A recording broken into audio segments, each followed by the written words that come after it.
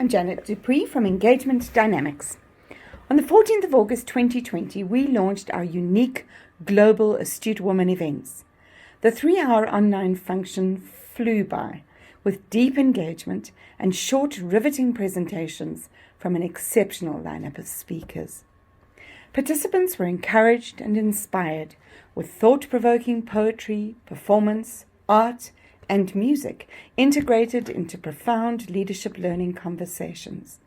The presentation which follows is a clip from this extraordinary encounter. Sue and I met actually also on the board of Cutlands. She believes that agile operating models offer a more joyful and human way of working. She also believes that a fundamentally different type of leadership is required to successfully transition not just to formal agile, but to agile organizations. She's passionate about equipping leaders with mindsets, tools, and competencies required to embrace this. She believes that her success as an executive coach and consultant can be attributed to her ongoing personal development and her business experience. She spent 20 years in management and leadership positions in corporate and medium-sized businesses with wide exposure to many aspects of running an organization. She has a degree in economics and industrial psychology from WITS and a postgrad in management from the business school. She studied ontological coaching, is certified to work with the Enneagram for individuals and groups, and has an associate coaching accreditation from the UCT Graduate School of Business. She recently completed a course on the science of well-being from Yale University. Sue runs MetaView, a coaching consulting practice in Cape Town, and has worked with top teams in large and medium-sized businesses across multiple industries. Can't wait to hear what you have to tell us, Sue. Thank you so much, Janet. It's been so lovely engaging with everybody. So yeah, in the middle of Women's Month, I found myself thinking about how I can contribute to the change from my domain and my experience. And the answer I came to was to listen as the change. Now, many of us are very familiar with all the literature that talks about powerful speaking, but I don't think so many of us have read a lot about powerful listening. And actually, apparently, it's about 86% of us that rate ourselves as above average listeners. And really, as humans, we crave being heard. It is an amazing connection, but unfortunately, very rare. So take a moment to think about when last you felt really heard.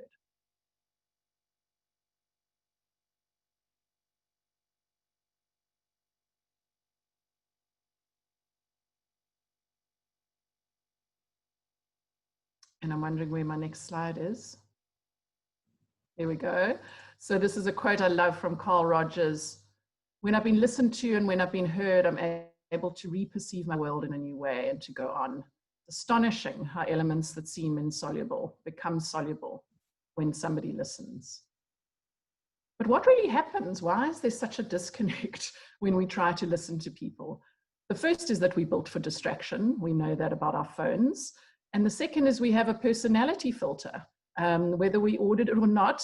And unfortunately, what that means is that our minds are a little bit like washing machines, swirling ideas around, sometimes spinning, going into long rinse cycles of talking. It's all a little bit haphazard. And so it can be helpful to notice just what really bad listening looks like. And there are 4 archetypes generally of poor listening.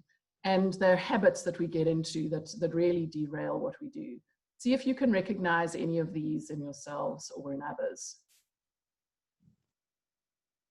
The first is the dramatic listener. They love creating drama and exploring every element of the discussion. Rather than helping you progress or clarify anything, they get stuck in the detail, dissect the events and patterns, and really get you quite stuck. The second is the interrupting listener. Boy, we've done this before ourselves, I'm sure. Very focused on finding a solution to the problem, and they finish your sentences for you. So again, they feel the conversation is moving too slowly, and they listen with the intent of solving. The shrewd listener, also trying to solve your problem. They're keeping quiet, but they're solving your problem. And they forget to be present and to be curious. And finally, the lost listener.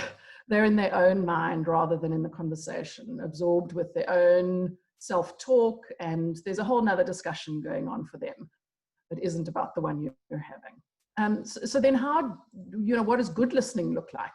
And the first is that it's paradoxically, it starts with us, with us clearing our own space in our minds, removing distractions, and then really setting an intention to engage with positive regard.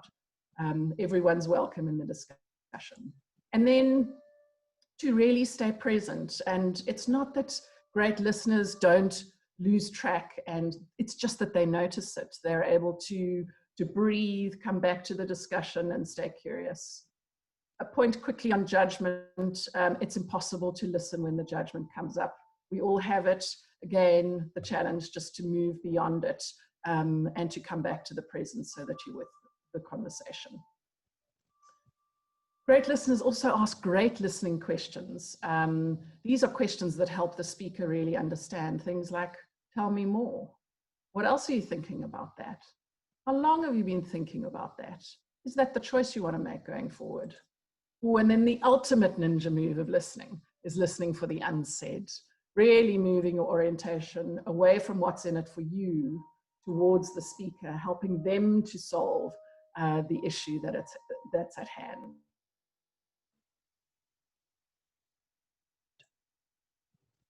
Not sure why I was muted. Carrying on. This is Susan Rice. She's a diplomat. Waiting for my slide. I'm going to carry on talking. There she is. And diplomats actually trained that listening is not legitimizing, agreeing, or even being neutral. It's a strategy for the strong, not the weak. And it's essential to prevent polarization. So definitely something we should look at. And then the threat response. This is what happens when we don't feel heard and we don't feel understood. It actually breaks down trust and undermines what we need, which is what? Psychological safety. There's no surprise that Google discovered this was the #1 driver of high-performing teams. So what happens when we have the psychological safety? Our deep yearnings are realized, and it allows us to move to more happy, more connected, and more beautiful lives. And so finally, I encourage you to listen. To listen is the change. Let's see what happens in our families, our schools, our societies, when we're able to weave this intention into our daily lives.